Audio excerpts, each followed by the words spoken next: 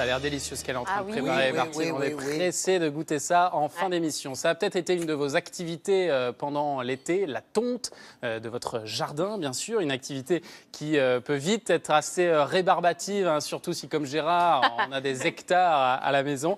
Alors, il y a une nouveauté qui commence à se tailler un beau succès dans les rayons. Je sais que tu connais ça bien. La tondeuse robot qui tond automatiquement jour et nuit. Mais alors, est-ce que c'est vraiment une bonne solution? Combien ça coûte? Et quelles sont surtout les limites? C'est la question conso signée aujourd'hui Céline Agostini.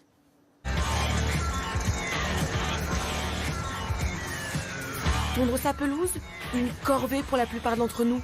En moyenne, un Français y passe 50 heures par an. Alors, pour l'éviter, il existe des tondeuses robots.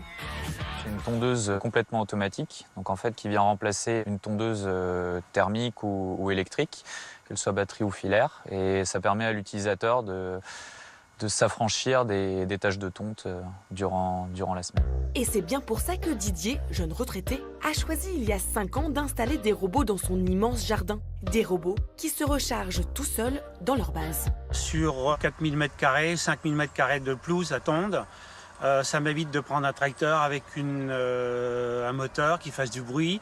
Ça pollue pas. J'ai pas à m'occuper. Ils partent le midi jusqu'au soir. Ils travaillent jour et nuit si je le veux. Et le week-end, pareil. En effet, avantage certain de ces robots, ils peuvent tondre tous les jours et quand vous le souhaitez. Il suffit de les programmer à l'avance. Mais un tel système demande un investissement. Didier a besoin de 3 robots pour toute sa propriété. Des robots qui à chaque fois lui ont coûté près de 2400 €. Mais sur le marché, il est possible de trouver ces robots pour bien moins cher. Les premiers modèles coûtent aux alentours de 500 €. Les plus chers montent jusqu'à 2500 €. Mais se valent-ils tous? Pour cette association de consommateurs qui a fait le test, cela dépend d'abord de votre jardin. Si vous avez un jardin très simple, carré, de moins de 1000 m², vous pouvez vous contenter d'un modèle très basique. Par contre, dès que vous avez un grand jardin avec beaucoup d'obstacles, des zones étroites, des zones isolées, des pentes, des escaliers, là, il va falloir choisir un modèle plus cher avec des options qui permettent de gérer tous ces obstacles. Des options telles que la possibilité de tondre sur des pans inclinés, d'éviter de multiples obstacles grâce à des capteurs et de programmer les tontes à l'avance, comme chez Didier. Mais pour la plupart de ces options, il faut bien souvent installer un fil qui définit le périmètre de tonte. Une installation que vous pouvez faire vous-même. Vous pouvez aussi faire appel à un professionnel pour en moyenne 500 € de plus. Pour les jardins plus simples, il est possible d'utiliser des robots qui ne nécessitent pas de fil pour déterminer le périmètre. Les tondeuses sans fil ont l'avantage d'être utilisables tout de suite si le jardin est bien préparé. Au niveau des obstacles, il faudra mettre un petit mur ou une séparation ou une zone où il n'y a pas d'herbe. La tondeuse peut reconnaître ce type de zone où il n'y a plus d'herbe, elle s'arrête. Par contre, elles ne sont pas programmables comme les tondeuses avec fil. C'est-à-dire qu'il faut les lancer manuellement en général et elles ne rentreront pas à la base. Elles vont s'arrêter quand elles n'auront plus de batterie. Autre critère important, la sécurité. Là aussi, toutes ne se valent pas. Nos tests ont montré que certains modèles montent plus sur les pieds que d'autres et laissent les lames tourner. Donc attention à vos pieds. Vérifiez donc bien que le modèle choisi soit muni d'un important dispositif de sécurité, comme celui-ci à l'écran. Avant toute manipulation du robot, il faut appuyer sur le bouton stop, donc qui va arrêter à la fois le déplacement et la rotation de la lame. Et puis après, il y a des sécurités, donc la protection de la lame par des montants en plastique, mais aussi des capteurs au niveau des roues avant et de la poignée qui font que dès que le robot est soulevé ou la poignée touchée, le robot va arrêter son déplacement et la lame sa rotation, donc pour permettre d'éviter les blessures et de rendre le robot tout à fait sécurisé. Enfin, dernier détail et pas des moindres, ces robots ne remplaceront jamais totalement vos vieilles tondeuses, car il est quasi impossible qu'ils atteignent toutes les zones de votre jardin. Ça va dépendre de l'installation et de la complexité du jardin, mais je pense que dans la majorité des cas, il va falloir compléter. Alors peut-être pas forcément avec une tondeuse classique, mais au moins avec un coupe-bordure pour avoir des finitions impeccables. Pour tout le reste, le robot le fera à votre place. Mélanie, il y a quand même une chose qui est pénible avec ces tondeuses, c'est qu'elle laisse toujours des petits tas d'herbe derrière elle. Oui, tout à fait. Non, tu m'as fait rire parce que tu as mimé les petits tas d'herbe, c'était hyper mignon. C'est vrai, c'est un problème. Désolée. Oui, effectivement, c'est un problème. Pourquoi? Parce que les tondeuses n'ont pas de sac Le bac, ouais. qui ramasse l'herbe sur ces tondeuses, je veux dire, spécialisées robots. Voilà. Et du coup, ce mode spécial, ça s'appelle le mode mulching. C'est un mode qui H-menu le gazon et qui le redépose au passage de la tondeuse. Alors tu dis c'est un problème, pas forcément, ça peut tout à fait être réutilisé comme humus. Attention, minute, silence, ça pousse. C'est quoi le humus? Le humus, c'est une sorte d'engrais naturel. L'humus, pour qu'on comprenne bien. C'est quoi le humus?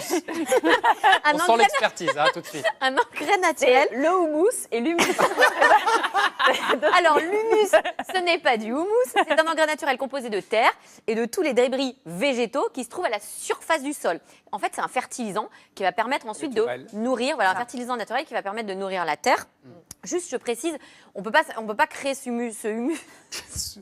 On peut pas s'humuser comme ça. Naturellement comme ça, en laissant au petit bonheur la chance, des petits tas, comme tu dis, d'herbe. Il faut quand même que cette herbe soit tondue très régulièrement, puisqu'il faut que ça soit court et il faut que ça soit sec, donc pas après la donc pluie, ce que par tu es en exemple. train de dire, c'est qu'il faut la ramasser alors. Alors, il faut la travailler, c'est-à-dire qu'une fois qu'elle est déposée partout, effectivement, il faut l'aérer, surtout pas la laisser par tas, sinon effectivement ça va fermenter. D'accord, L'humidité, ça va fermenter, ça ça va enlève tout abîmer le intérêt à gazon. ce système. Et tu dois effectivement ajouter des branchages, des feuillages secs, ce genre de choses, pour ensuite créer effectivement l'humus pour fertiliser tes sols. Mais je crois qu'Alain Baraton est très fan de cette technique. Il est très humus, il se fait des Mais nous soirées aussi à la humus. quotidienne, parce que finalement c'est naturel. Bien sûr. Bon, et finalement, est-ce que la bonne solution, c'est pas un bon vieux tracteur La réponse est contenue dans la question, j'ai envie de dire. En toute D'abord, simplicité. non, mais, attendez, les tracteurs, ça coûte plus rien du tout aujourd'hui. En tout cas, ça peut coûter Par moins rapport à cher ces que ces engins-là, tondeuses automatiques. qui sont un très vrai chères. tracteur, sur lequel on monte et on pilote, ça commence à 800 €. Ah bon? Oui, parfaitement. Premier prix, quoi. Quand même, Premier, quand même. prix, mais premier prix à moteur et tu bats du terrain. Et quand des même. roues. Au-dessus de 1000 m², c'est bien. Combien il a de petits appareils, notre ami dans le reportage? il en Il en a faut. 3 ou 4, Ouais. ça lui revient à plus de 7000 €. Un beau tracteur à 1000 €, 1200 €, c'est formidable. Tout est réglable là-dessus. Le siège, la taille de coupe. Non mais, t'as des vitesses Ouais, faut automatiques juste le ou conduire, pas. faut faire le boulot. Quoi, Mais voilà. c'est drôlissime à conduire, j'en ai drôle, conduit, mais c'est drôle. Tu Avec sais, tu vas dans des pentes, tu remontes, tu t'amuses comme tout. C'est ça. Tu apprends la conduite aux enfants comme Mélanie. Mais oui. C'est un vrai jeu, ça amuse c'est bien. un vrai jeu, ça va très très vite, c'est formidable. J'adore. C'est costaud, hein. Attention, c'est pas comme si je disais pareil. Il faut le garer quand même. Oui, il faut le stocker. Oui. Il faut avoir de la place chez soi. Il faut avoir 1000 m² de terrain. Il faut s'appeler C'est ça. Gérard Michel, Et voilà, c'est tout. Il y a un autre souci avec les robots tondeuses, c'est que ça coûte quand même assez cher et qu'il y a beaucoup de vols. Il faut faire attention avec Il y a ça. des vols parce que la plupart du temps, on les laisse dehors, puisqu'on programme l'heure à laquelle ils vont Eh fonctionner. oui. Et puis, Et on il ne faut va pas qu'ils les se rentrer dans le rechargent. garage. Voilà. Et donc, on les laisse dehors pour qu'ils tournent pendant la nuit, comme c'est silencieux, au petit matin. On n'y Et pense donc, pas, ça. il y a un monsieur au mois de mai dernier, en Indre-et-Loire, qui s'est fait voler un robot de tonte de luxe à 5000 €. Mais ces robots de tonte de luxe, ils ont une particularité. Il y a dessus un GPS qui est relié à votre téléphone portable. Et pourquoi il y a un GPS? C'est parce que si jamais il se dérègle et qu'il sort de l'endroit où il doit périmètre, être, vous le êtes retrouver. prévenu tout de suite. Paf. Donc ce monsieur se dit, je vais connecter mon téléphone au GPS pour voir où est passée ma tondeuse. Et effectivement, le GPS, il fonctionne en permanence.